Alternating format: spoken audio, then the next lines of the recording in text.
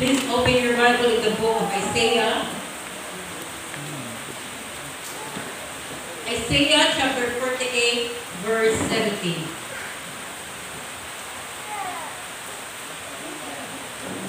Thus saith the Lord, thy Redeemer, the Holy One of Israel.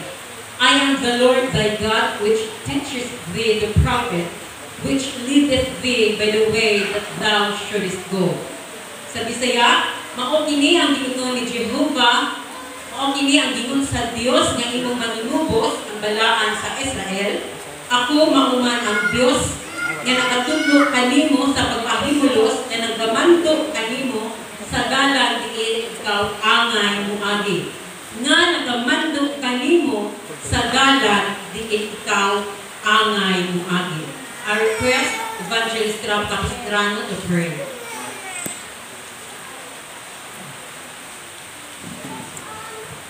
Kagihapon Lord, aninga kami karon sa mga tubang handang Lord, nagapaminaw sa mga ulong gamit Lord, mga alagad, Pastor Rapid Kagihapon Lord, palayon kang nagatukas sa pangawon na kasikas sa karon.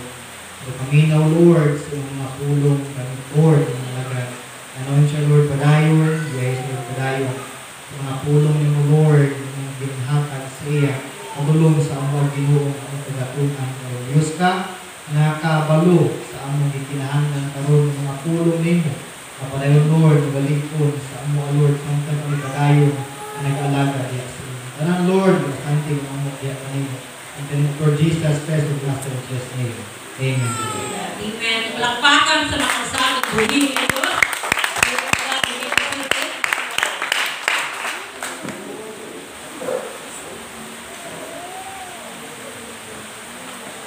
Ang key verse makita sa Deuteronomy 32:10.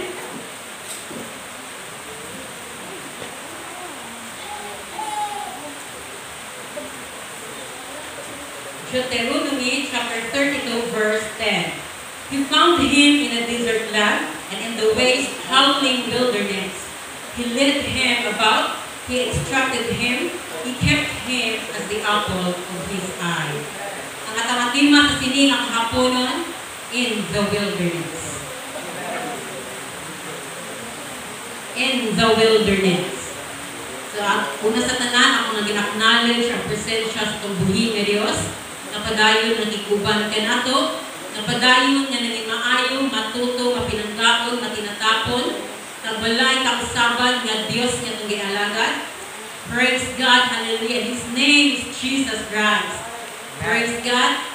And sa ito man ng General Overseer, our head pastor, is not with us today. But I believe nga yung nahuna, yung nakasing-kasing, nagiguban ka na sa siling kahaponon. So naa siya today, right now, sa Antique with Pastor Joey and Pastor Ruchin.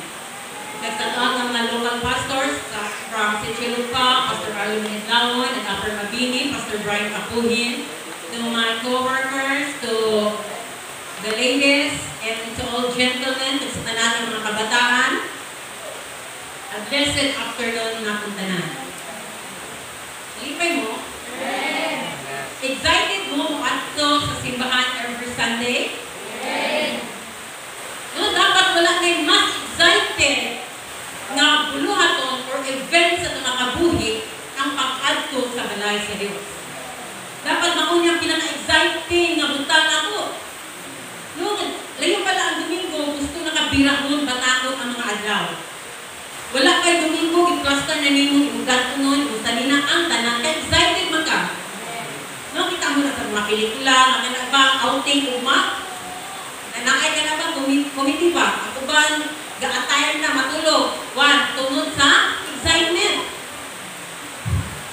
Diba? So, ang mga katawan sa Diyos, dapat ipakita nato una gid sa tanan sa Dios na excited ta. Kung wala may buluhaton sa buntag, buntag pa lang, dapat preparado na ka. Busy na kasi yung balay, plaster, nag-prepara yung bukos ng paghimalay. No? Kapag humana sayo ka, muadto sa balay sa Diyos. Why? Excited na ka. Kung naman nag-din excited, sulitong pa, isang pila na lang ka minuto, segundo, usap, ato, simbahan. Kayo pa man, hindi mo excited mo sa balay sa Diyos? Sa'yo pa man, dagna kayo mga rason. Wala naman tayo brahon. Tulog to kami, dala pa. Mga pisak mo. No, pwede mo na. Dede sa balay sa Diyos. Una kami, istorya ka sa Ginoo, tapos istorya ka sa mga sa una. So one thing, ingon si Brother Liston King,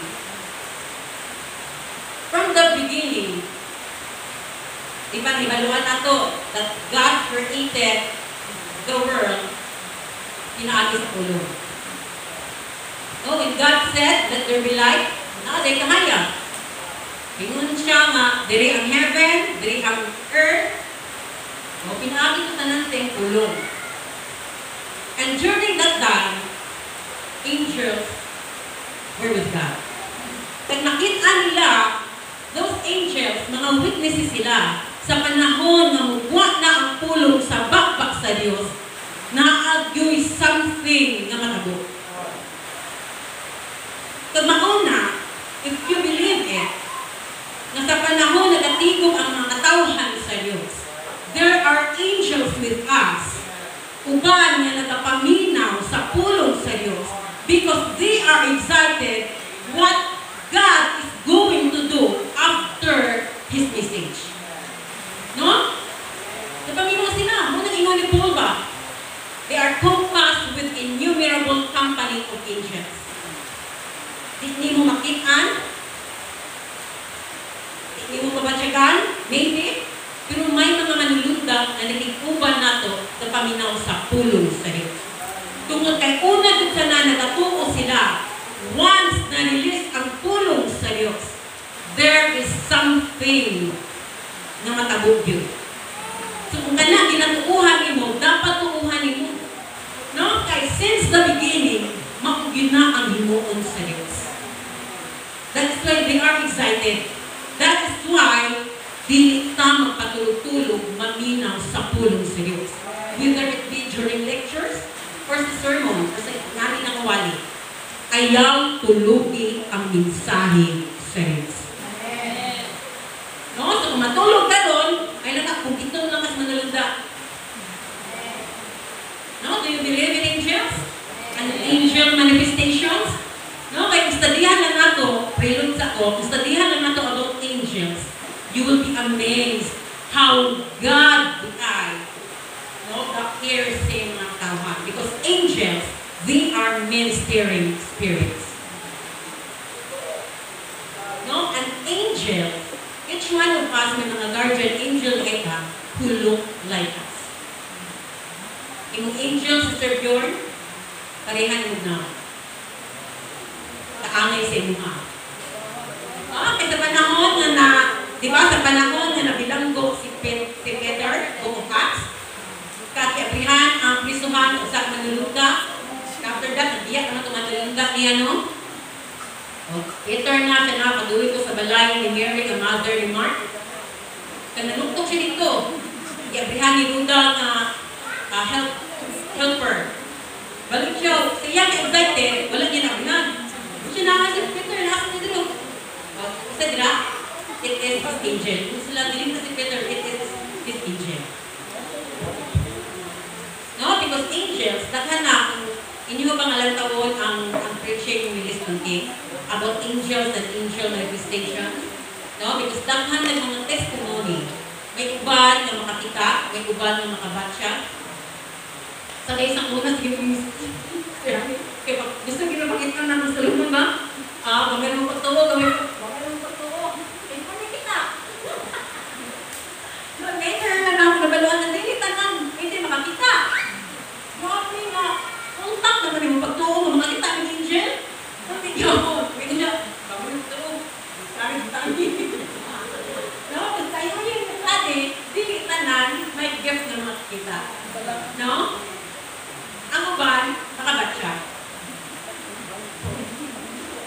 Okay. Are you ready?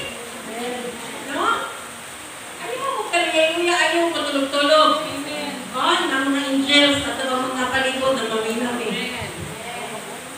In the wilderness. So, nakaintindi mo kung sa wilderness? Tamingawan, forgive my voice. So, wilderness, because wilderness, ano siya ang area of land na uncultivated and uninhabited by human beings. Wala na siya, hindi siya ikuyan. No? Pag wala'y mamuma rin, ano bang extra virgin nga lang. No? Kaya wala na nakaagigil ko dintel, wala nakaagigil ko guna. An empty or pathless region. Wala kayo makita nga diri mo dalan. Paano ba? May dalan ito ba diri makakita na ito? Eh, bala ang mga dalan. Pero in the wilderness, wala kayo makita na mapath, na mamuni ang dalan, madungo ito, madungo sa east or west. No? Parang din siya. Yan ang lain lang din siya. Kung wilderness siya sa nakamingawan, kaagay sa ilaktan sa mga Israelites before, nga where siya desert. In some cases, ang wilderness na ay mga kahoy-kahoy, forested. No? But in difficult times, labaw yun na ginipagtumod sa wilderness kanang barren land. No? Kasi ilang area dito, ano man, perti ka-init. Init ba? Tunga-tunga sila sa access. So, mauna siya ang wilderness. Di ba kayo makakita din wilderness? No? Sa Philippines. Okay. Sa ganit ka lugar, daghan na kayong puyo. Tapi-tapi pa ang balay.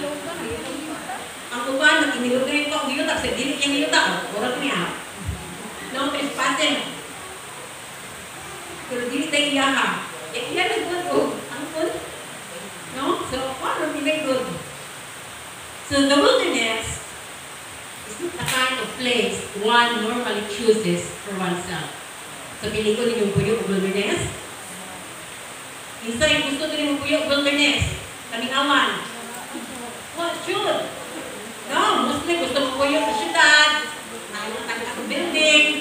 Ang uban gusto mo puyo sa kanang mga high-tech na lugar, murag Japan. Wati na kinang ilo. Ang toilet ang ilo ni mo. Ang uban gusto mo puyo na sa beach. Pero wala yun. Or nakapadaling gusto mo puyo sa wilderness? Eh, isa ang kamot na gusto mo puyo sa wilderness? Wala. Intindihan ninyo unsa ang wilderness, ang kamingawan? Dapat ma-picture out na ito ba? Ma-visualize ninyo kung unsa ang wilderness. Wala na tayo naman. Upcoming pa ng TV. In Jesus' name. Oh. No, pero kung nakakataon, don't i-visualize na ito ba? No, wala. Hindi kayo makita dito mga balay. Kung sa'yo, makita niyo dito. Sagbot. Ito mga ani ba? Pinudili ang ani ka green. Mga wild plants. Tapos mga venomous snakes. Mga kaayon ng mga creepy little things. Mostly na dito. No? So, makuna nga, ang tao, once nga nakabalo sa wilderness, di dito ganahan dira. Spiritually, the wilderness symbolizes a challenging and cultivated place for divine encounters, separation from worldly influence, and profound personal transformation. Saan mo to? Ang wilderness, sa spiritual na sense, nagasimbolo ni siya sa wala pa na-cultivate na lugar na diin ka i-encounter sa Diyos. The wilderness, ang kamingawan, mauna siya ang lugar na ang Diyos mo reveal siyang kagalingon ni mo. Hatag siya o guidance. No? Ginaalam niya ang unmediated encounters sa iyaha. Sa mediated. Walay mediator ba? No, kundi direct and personal. Ang angay pa sa nagtabog ni Moses dito sa wilderness.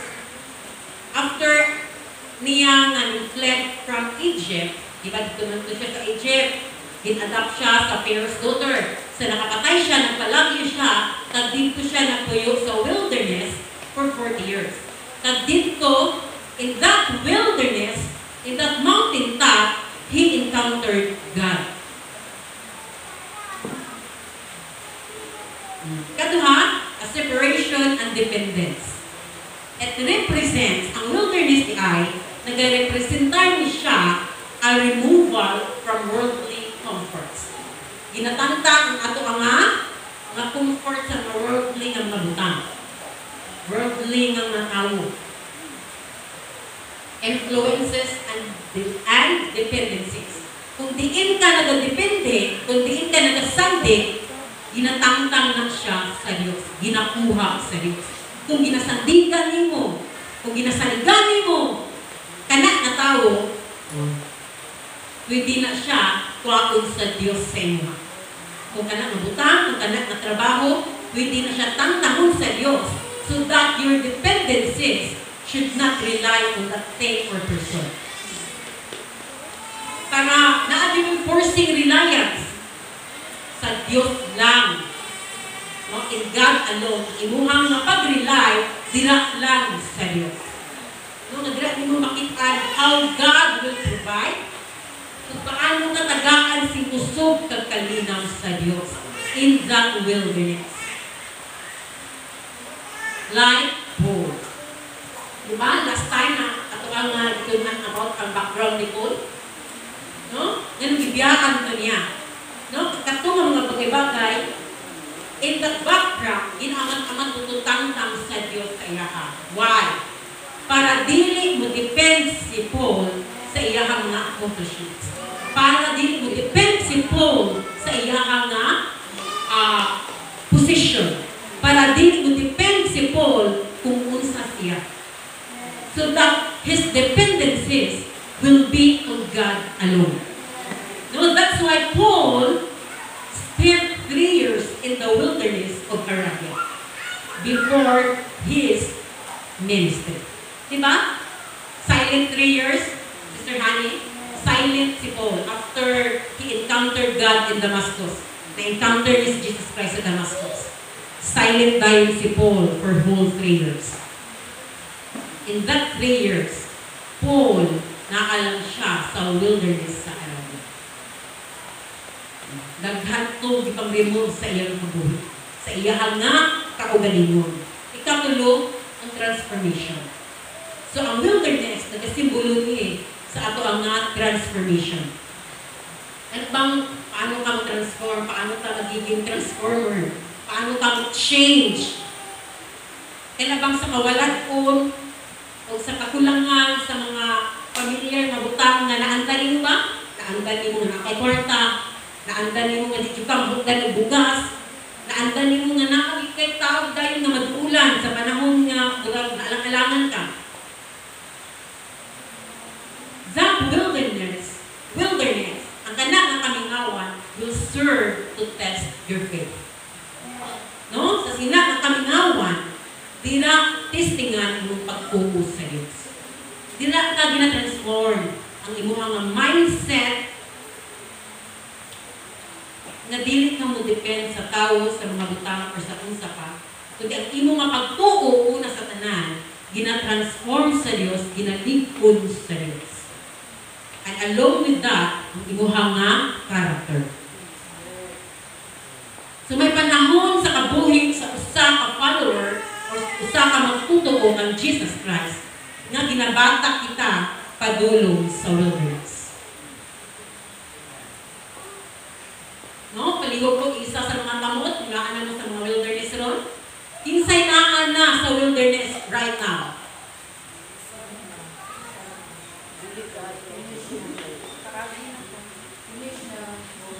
No, wala na mo sa wilderness ron. Evangelist Rob, Sister Shar, isa pa ang nasa wilderness ka ron.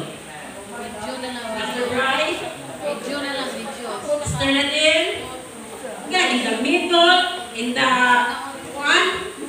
entrance, or na naka-exit, basta nakapaka sa wilderness. Nakapit ng gawas. Kapit ng gawas, basta nakapaka sa wilderness, nakapaka sa wilderness. No, ang uban rin nakagawas ka sa wilderness, ang uban wala pa nakasulog sa wilderness, ang uban nasa wilderness.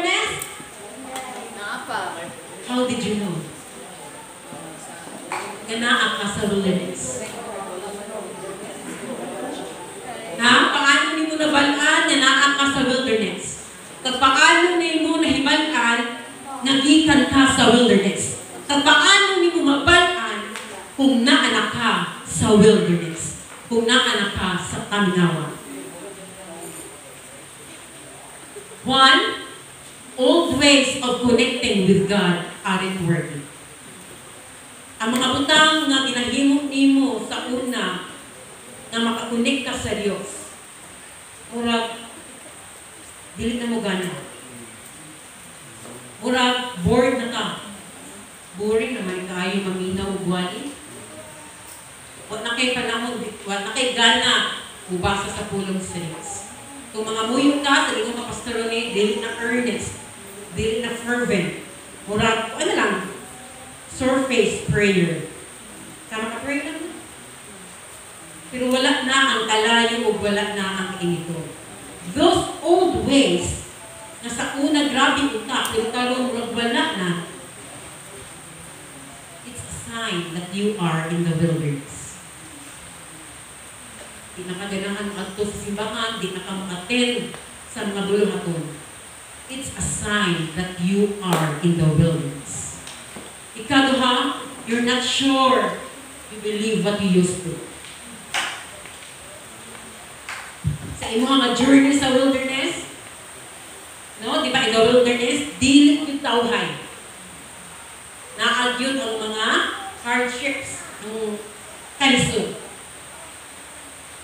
Kung naa ka sa kalisod, naa ka sa difficulties, makaingon ka nga, makabot ka hato, ang saad sa Diyos, tinuod ka hato, tinuod ka hato, giwali ni pastor, daghan na kadayon og doubts.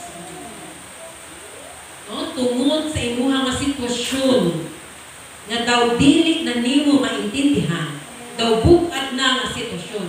Murag, blurry kaayo ang tanan nimo palibot yun, wala kay hope nga makitaan. And then, doubt start creeping in sa imong huna-huna. Naan na dayon. Sa una, grabe pa yung bato ko, grabe yung bato. Yeah, what do you mean? Next year. Grabe ang mga declaration of your faith. Pero sa nagtayo yun ang imong hardships and difficulties, isayo ng burot to, sa kainito ng burot sa pagwali. No? So, parang ito trend. Dili burot to para na akong mensahe. Doubt na. No? So, kung dili na ako ang imuha nga pagtuo, naka-sure sa imong gituuhan. Isang pa sa imong kagalingon, makaya na ko ni, makaabot ako, makatapos na ako hantong sa tapusan, naanak ka sa wilderness. When you feel lost and confused about your purpose, no, imuha lang ang makada, imuha lang examinan imong mga kabuhi. Mag-unsa ka mga kapila na makatuig ang anig yapon, unsa man akong purpose diri sa Mabini, unsa man akong purpose sa Gitsayaw, unsa man akong purpose balik-balik sa Tabakaw, sa Mulabog, sa Sitchulupa. Murag, kasi purpose. Kaya may mga butang ka nga gina-expectar, pero walang nag-abot. No? Kapangita ka o mga opportunities, kapaluktok ka sa mga pwertahan, pero dili mo ang answer na gusto ninyo maakunan. Lahi sa imong expectation. So, nag-abot ang confusion. Unsa man di kayo ako ang calling, unsa man kayo ang pulos.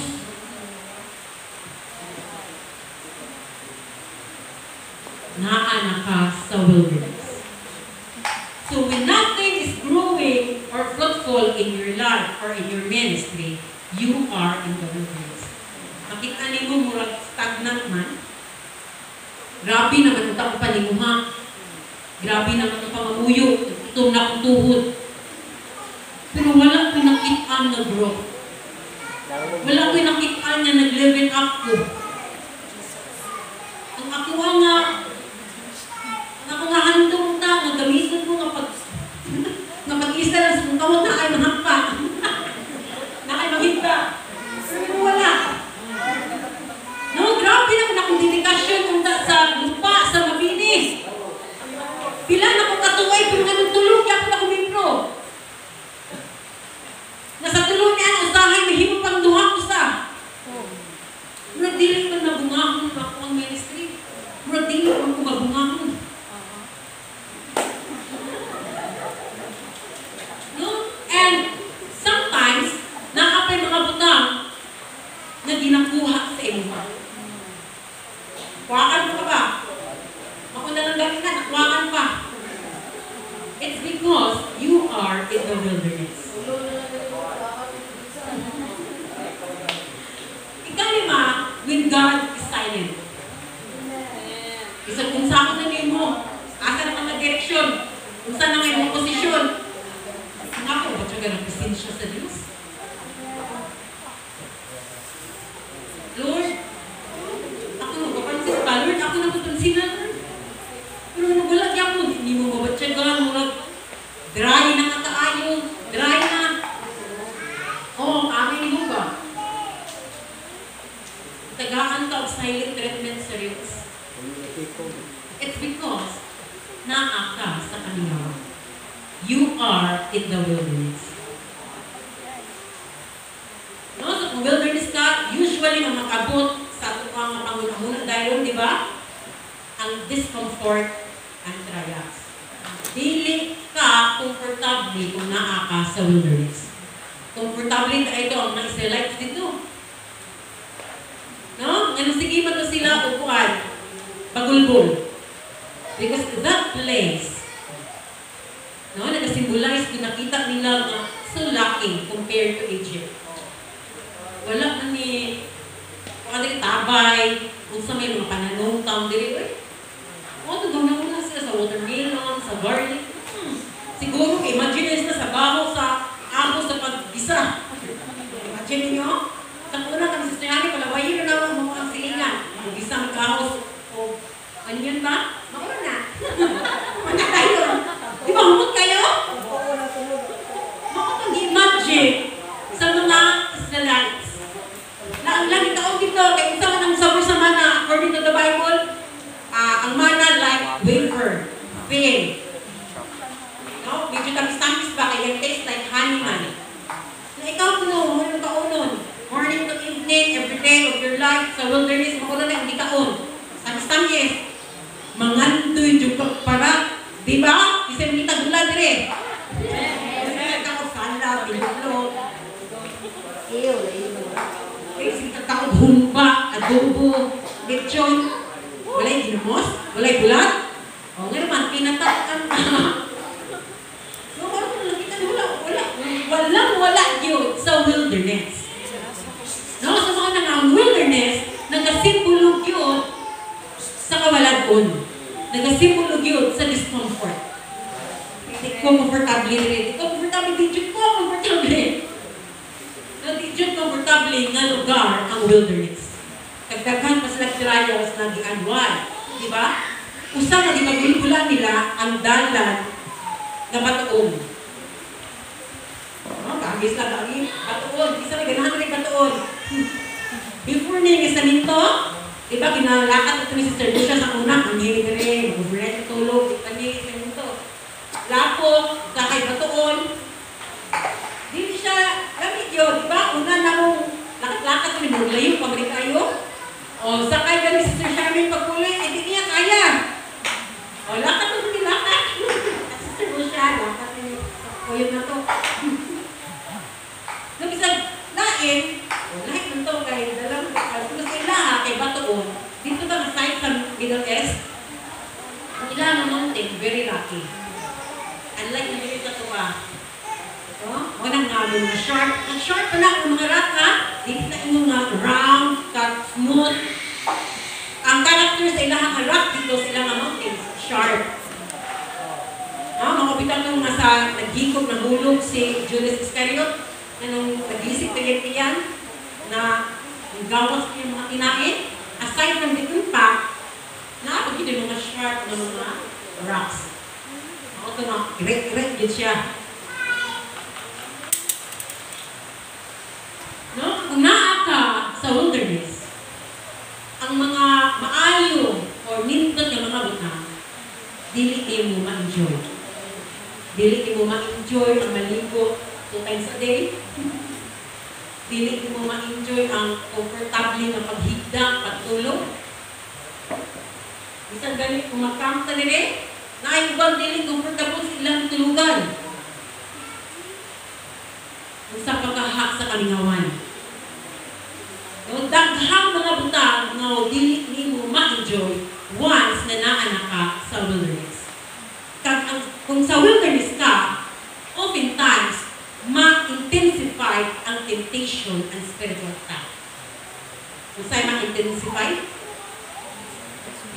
grabe. Kainito, grabe ka, grabe ang level sa temptation o sa spiritual attack. Nagatay kong atake, grabe ang atake sa spiritual na itong kabuhi. No? At sa mga temptation. Daghan na temptation sila nag-ihat sa ilang wilderness living sa mga Israelites. Naapang ilang mga neighbor, naapang ilang mga kuyog, nausahay bad influence. No? Ginaatake ang ilang pagtukos sa Diyos, ginaatake ang ilahang na relasyon sa matag-isa. Tungkol kay walay laking nalingaw dito. Walay laking sila nga enjoy. Ang ilaha lang ma-focus dito ang lugar. Paano sila sa sina na lugar. So it can involve spiritual, financial, and emotional drive. Oh, grabe ka. Grabe na dyan ka, ang sakit ng drought, yung sa Bisaya. El Niño ka. Grabe ka mala ang spiritual. Grabe ka mala sa financial. Tingin ka kung dili kong trabaho, ito mga taon. Oo nga, murot ng bugas. Magbangkor, nagpapalit. No, or nakakabayad, nakapakay, over-Judith ka, hilang pa si Judith. No, kaya nakalangan. No, inaalang-alangan. Because you are in the wilderness. A wilderness of isolation. Isolated ka sa imuhang mga friends before. Isolated ka sa mga tao. Dili man ang isolation, wala na rin gatumot na dili mo kuyo. Sometimes isolation can be felt even na naakay kuyo. Even in the presence of a company. Yung ba si Robbie Williams, atong actor na nagdito sa Hollywood, siya, I'm not afraid of being alone. What I am afraid of is being in the presence of a company who made me lonely. No? So, isang naka siya mga kuyo, but he felt isolated. He felt lonely. No? Isa na siya sa wilderness. Wilderness of waiting. Nga grabe ning gulat sa imuha nga handog. Grabe ning gulat sa saad sa Dios. Pero pila nakakatuig ka gulat. Pero wala barren, fruitless, pathless. Because you are in the wilderness. Mo to ganiha, a wilderness of laughing. Kawalan ulo. Sige, takot puga o di mapuga. But, having a wilderness season or experience is not necessarily a sign that a believer is sinning. Naintindihan? Kung naa ka sa wilderness season, wala ni siya nakakaintindi na nakasala ka. Rather, it is a time of God-ordained testing.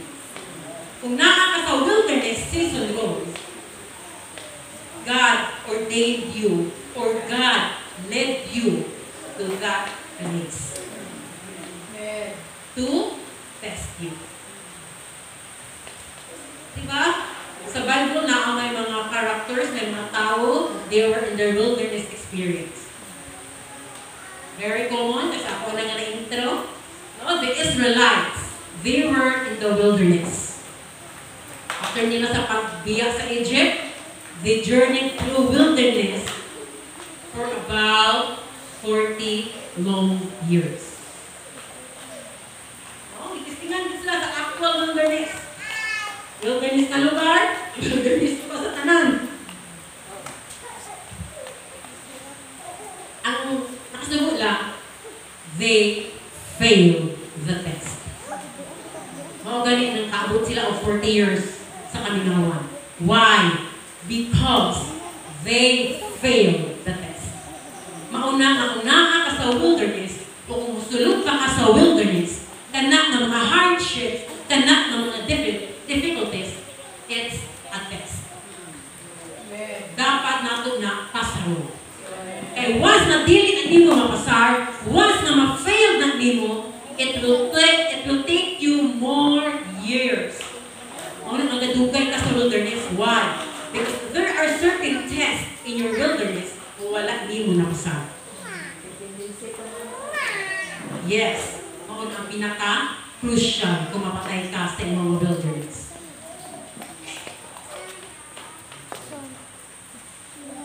Are you following me?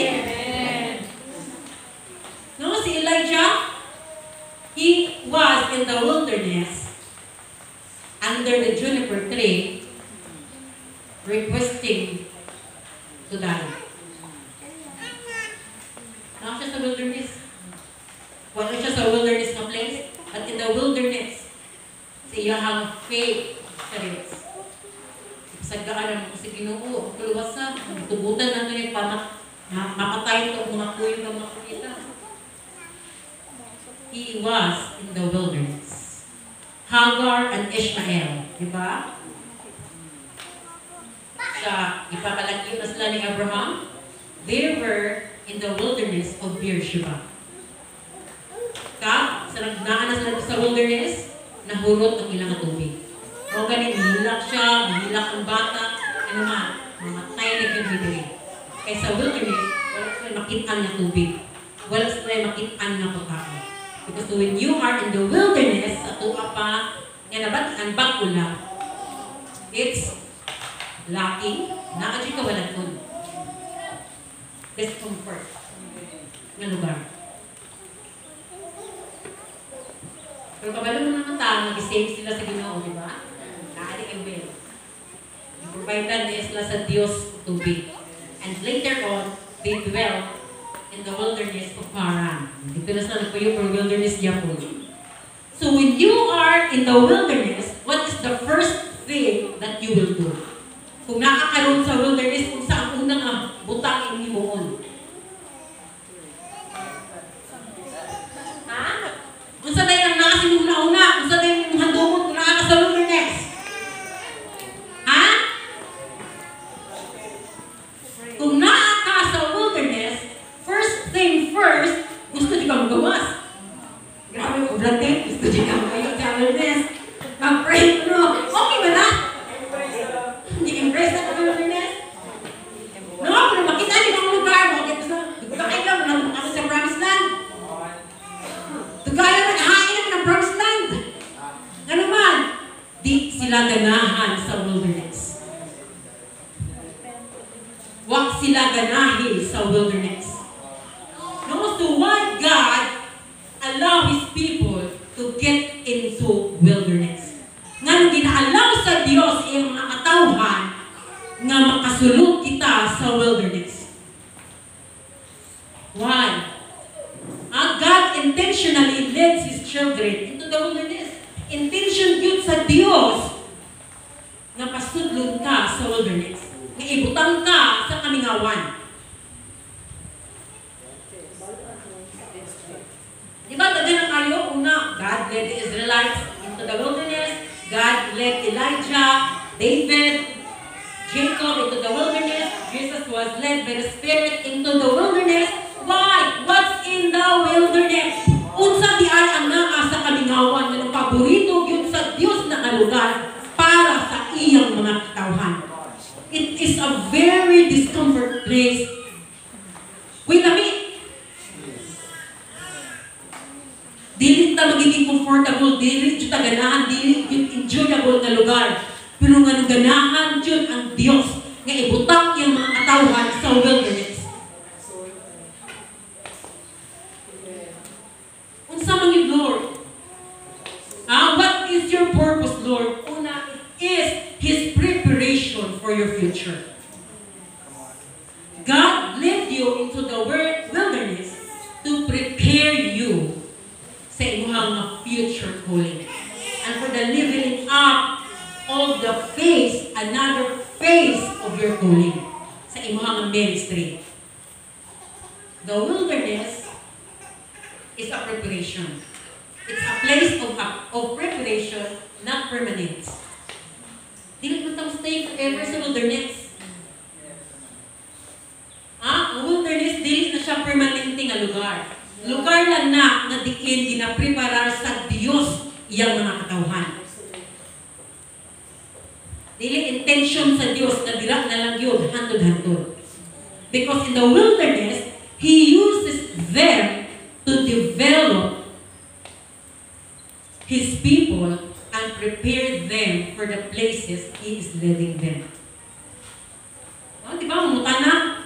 Maabot naman sila sa promised land in 3 days journey. Pero nga 40 years sila. Kaya nakitaan sa Diyos, dili pa sila angay, dili pa sila takos, musulod sa promised land. Why? Daghan pa tayo. No? Una, ginapreparar pa sila sa wilderness. In that wilderness, ginamold sila sa Diyos, ginatransform kita sa Ginoo, kung unsa yun ang disenyo sa Diyos sa imo kabuhi. In your wilderness,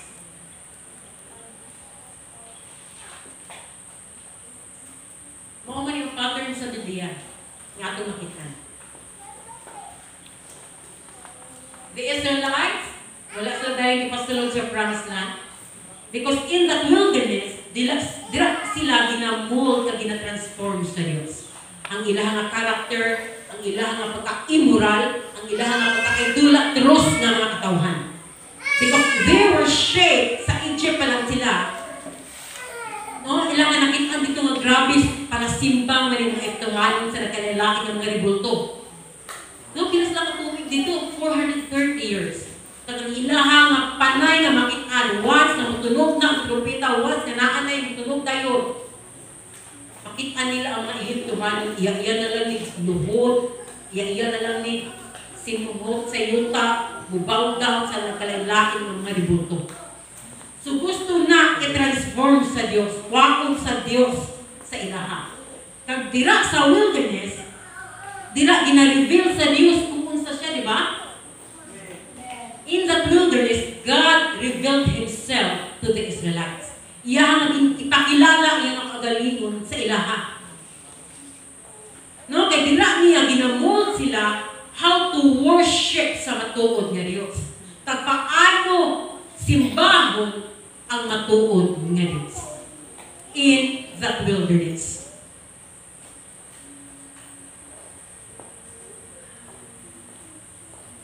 Before Jesus' public ministry,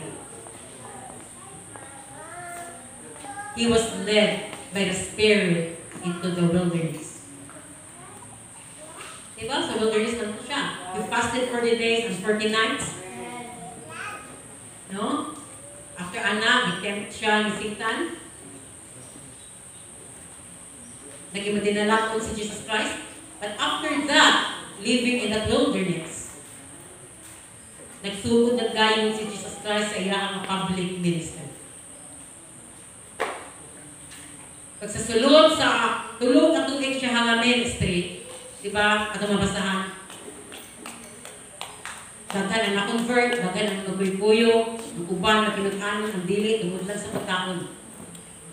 Grabe ang ministry ni Jesus Christ. Nag-ayog mga sakit, nag-cast out of demons, nagbuhi o patay, nag-transform o kabuhi.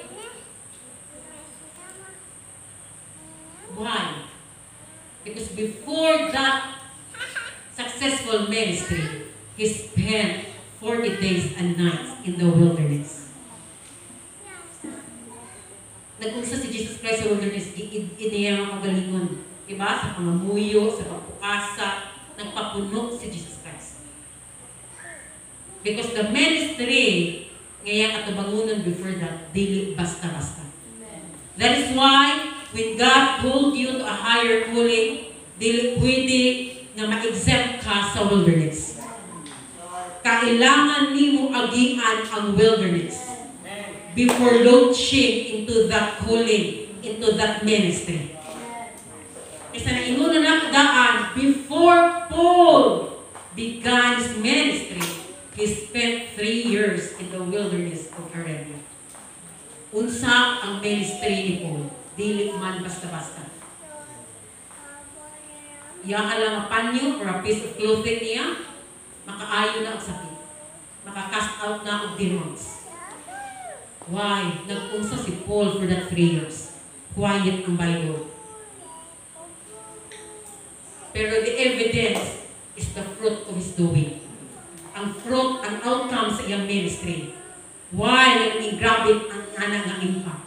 Because it was during in that wilderness, dira gimold, dira gi-transform si Paul to be a fearless preacher, apostle, evangelist, and teacher. Una nga grabe ang iyaha nga buluhaton. Grabe ang iyaha nga ministry. Because ang wilderness nga nung gibutang kita sa Dios sa wilderness to develop our character. To humble you and develop a resilient character by stripping. Sa stripping. Hubuan jud ka sa imong pagkaikaw. Hubuan ang mga worldly, ang mga panghuna-huna, worldly, ang mga ideas and opinions. Dapat tangtangon yun ang tanan ng mga unod-no na to. Transforming into more spiritual. To be Christ-like, godly character, natin godly character. Why? Because each one of us, usakan nato, is a representative of God. So how you represent God in the world is a big matter. Kung naa ka sa eskwelahan, naa ka sa mga workplace, naa ka sa mga panimalay, sa diin ka maabot, paano niyo i-representar ang Diyos? Pero kung ka, ambassador ba siya? Ang ambassador of the Philippines to the US, siya na dito ang hari-hari. Siya na ang representative na to dito sa Amerika. I-embody na niya ang Philippines. So dapat, careful din na siya ang ambassador. So kita as an ambassador of Christ, as a representative of Christ, para dili matarnish ang ngalan sa Diyos, para ang tao dali mutuo kung unsa si Jesus Christ, dapat ang ato mga character una makitan. Because not all people gabasa sa Biblia. Mostly ang tao gabasa sa imong kabuhi. Pagwas na mabasa nila imong mga kabuhi, it can either affect them into good or into bad. No, kung kinabuhi ka nga Diyos nun, makahatag na nila og maayong na epekto. Diba sa asawa ni Pastor Himar Aligato, na siya kuyog sa school nga na-convert lang. Why? Kaya adlaw-adlaw makita niya ng long hair, na nagusukot ko noong ka ng taas. Tapos naman na-curious siya, kasi hindi siya pagutana until nakuyog siya sa simbahan. Naman kay sa bisang anak pa lang, dapat naa na kay testimony. Kung paano ni mo i-representar ang Diyos ngayong ginasimba. Ang Diyos ngayong gialaga. So in that wilderness, direkta gina-develop ang atong mga karakter. Ginatangtang, ginapanitan nga, panitan ka sa imong pagkaikaw. Imong pagkamaldita, ang imong pagka bakakon, ang imuhang pagka, na mga karakter na dili na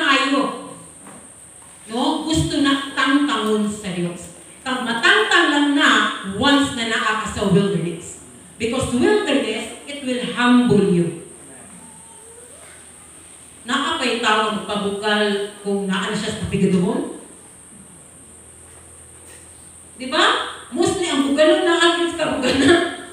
No? Ang bugalon na tao, anak yung president sa Mars, na kay mga higher position, na kay ba? Oo, mga dagdag eh. Mga ginalaban ang may bugal, may pride. Pero kani mga humble, o kani mga poor, destitute, wala.Uluong na lang na. No, sa mga in the wilderness, dira kita gina-develop ang atong mga character. And that wilderness, dira ginaligpon atong pagtuo.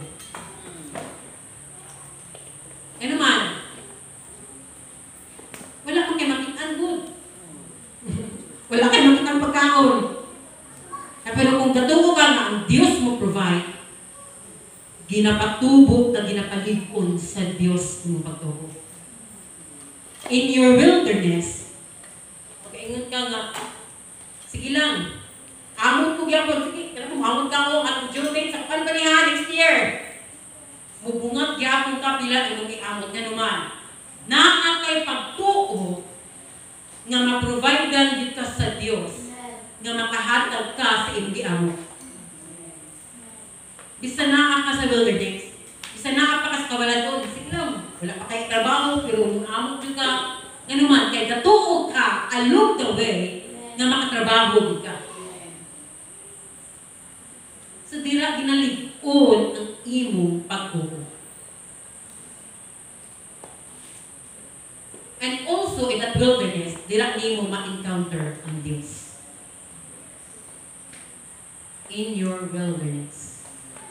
Diba? Kaya the more ka nga, grabe na ka-hardships, grabe na ka-difficult. No? Kung sincero ang imo nga pag-alagad sa Diyos, diba? Not kasi ginawa, luhod, grabe ko yung mga ilang. No? Ang wilderness, it creates a profound, intimate encounter with God. Nga pwede dili posible nga matabo kung naata sa comforts. Yan naman, we and you are living comfortably, pero okay lang. Diba? Usahay, malimtan mo pabasa. Yan naman, comfortable lang ka, magtaway, makayo. Pero wala ka problema ba? Pero okay na ko. Pero okay kayo kung galing na tabang mo. Yan naman, you are living comfortably. Bugana ka, pero okay man ino nga sitwasyon. But, when you are in your hardships, makita niyo mo ulit bugas, Lord, no, grabe ka pahilakon sa Diyos. Grabe ka patawgon sa Ginoo. And once, in that moment, God will encounter you.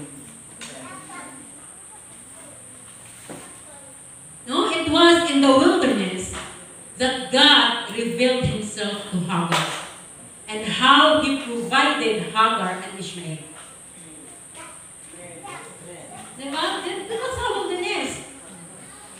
Nag-encounter sa Diyos si Hagar. Tagdira sa wilderness, gi-encounter sa Diyos si Moses. Tagdira sa wilderness, na-encounter sa Diyos ang mga Israelites. And when you are in the wilderness, mostly, you are in isolation. Na ako may panahon mag-selfie-selfie? Na ako may panahon mag-machi-machis? Wala na! Mga bigat ka. Tough friends! Mukha ka dito, oh. Mag-hike-hike ka dito. Pang-IG. Wala na. When you are in your wilderness, your focus mo shift na sa pinaka-importante nga butang. Ang imong nga focus, ang imong nga mindset, naa sa mga necessary and important things. Wala na kay panahon sa mga pangapi-ngapi, wala kay panahon, dito na lang, after aliksin ba? Wala na. Why? Naa naman ka sa pakikaway, lain nga level. And in your isolation, you will receive many revelations. In your isolations, kaya bang you have your time with God, me and God alone? Imuhan na na continuous, you will receive many revelations. John the Beloved in the Isle of Patmos. He was alone with God. No? Kagawat na niya ang daghan ng mga revelasyon. Mauna, when you are in isolation, ayaw ka ganoon ng mga malakot ng mga butang. Meditate sa Diyos. Connectayon ka sa Ginoo. And you will receive revelation from God. No, when you are in your wilderness, ayaw pag-una-una sa mga dili makayo nga butang. Kung sa inyo ni Paul, meditate on these things. What kind of those things? Honest, good report. Mga praiseworthy, mga maayo nga mga butang, dila ka meditate. When you are in wilderness, kung naa ka sa kamingawan, di ba, struggle ka to survive day by day. You are in a survival stance. You are in a survival mode. Sa financial, sa material, sa physical, sa emotional burdens. Daghan na nagkanilain. Ang imuha mga unod, syakit na gusto na ko magwa. No, gusto na ko dili na ko dili, gusto na ko mubiya sa kamingawan, di na ko aling wilderness. Hindi ka maayo, di ba, ang lugar? So when you are in your wilderness right now, or kung minugsulod pa lang ka sa wilderness, pailog lang. Pailog lang. Because it's not permanent. Wilderness might be a worst place, a worst situation, a worst season, but it will bring out the best version of yourself. Kung iintindihan mo niyo yung sitwasyon sa iyong makawalan, sa iyong mga paghulat, sa iyong mga difficulties, you are in your wilderness. But in that wilderness ni ay, dila ka encounter sa Diyos. Dila ka i-transform sa Diyos. Dila ka ginaprepara sa Diyos for something ngayang ginaman para nimo sa imong mga pag-harvest na panalangin, sa imong nga calling, sa imong nga ministry. Sige lang, embrace the wilderness. I-enjoy imong kagalingon sa wilderness. Because wilderness does not mean to harm you. Wilderness is not intended to harm you. Wilderness is there to do you good. Wilderness is there. You are in the wilderness. God put you in the wilderness to transform you, to mold you, to shape you, to make you beautiful, wonderful. Ingon si David, I am fearfully and wonderfully. Diba? To be wonderful and to be beautiful in the sight of the Lord, dapat muagi ta sa wilderness.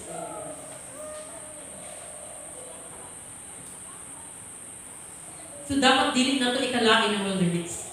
Ayaw ikalain yung mga sitwasyon nga uncomfortable. Ayaw sakit sa mga balatyagon nga ikaw galisod. Lord, tutong naman ko nimo nga daghan man ang mawala noon. Nagtutong ko nimo pero nang pigado man noon ko. Because God put you intentionally in the wilderness. Dili na ka dapat matingala sa sinat na season sa mga kabuhi. Nga nung may mga difficulties, nga nung may mga hardships ka, nga nung grabe ang burden nimo in all aspects of your life. Because in that wilderness, gin-design sa Diyos sa iyong mga katawhan. After that wilderness, it's a blessing. After that wilderness, it's a promised land. After that wilderness, mauna na dapat i-survive nato ang atong wilderness experience. Dapat atong pasaron ang mga butang na mag-ian nato, ang ma-encounter nato during our wilderness season. Sa gihangin ako ang tanan sa pagpalindot. Praise God, hallelujah. You may be at your lowest and darkest point of your life right now. It's wilderness. Na lisod na mo. Wilderness, unpleasant siya nga lugar. But the same God who created the garden also created the wilderness. Praise the Lord. There will be times of trial and pressure. Our faith will be tested. Ginatisingan ng mga pagtuko. But the God of grace will meet us even in the wilderness. Dili ka pasagaan sa Diyos in your wilderness. God leads us into the wilderness. And where God leads, God provides. When God led Israel into the wilderness, He gave them fresh manna every day. Diba? Nag-inlid sa Diyos na mag-Israelite sa wilderness. Ang Diyos nag-provide nila araw-araw ng manna. When God led Elijah into the wilderness, God fed Elijah with meat and bread. When God led David into the wilderness, kinagpalagi ko siya iso. God provided David with men for safety. Paano maging strong and resilient si David? In the face of danger na ginagugod yung nakabuhin ni Saul, bisan sa wilderness, God provided him with men for his safety. After Jesus fasted 40 days and 40 nights in the wilderness, God sent angels to care for him, to minister unto him. The wilderness is never meant to harm you. It's meant to form you.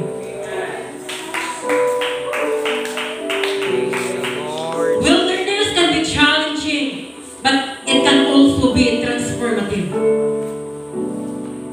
Grabe ang mga challenges na ito bangunon sa mga wildernesses. But it is transformative. Gina-transform kita to be good, to be pleasant in the eyes of God. And I believe there's so much good to be found in the wilderness. Bisa naa ka sa wilderness, pero daghan na mga maayo nga bitan ang nakita nimo sa wilderness. You won't experience the goodness of God's provision if you never had lack. Dili nimo ma-experiensyahan kung paano ka provider sa Diyos kung wala ka nakaagi sa kawalan-on. You can't experience the goodness of God's healing if you've never been sick. Kung wala ka nag-agi ang mga sakit-sakit, dili nimo ma-experiensyahan, dili nimo ma-enjoy ang God's healing. The goodness of God's healing sa mga kabuhi. That is why in the wilderness, kung naa ka sa kasakitan, physical man, spiritual man, enjoy the goodness of God's healing. You will know the goodness of God's joy if you've never been lonely. If you are lonely in your wilderness, sige lang. Because in that loneliness during wilderness, you will experience the goodness of God's joy. Dira nimo ma-experience ni Aron kung saan kaayos sa Diyos. Ang kalipay na ihatag sa Diyos sa imo. You will find the goodness of God's help if you've never been in need. Dili na nimo matagamtahan. Here, mga igsoon, the presence of the God actually highlights God's goodness even more. In the presence of the God, sa ating mga kabuhi, bad things, bad situations, that wilderness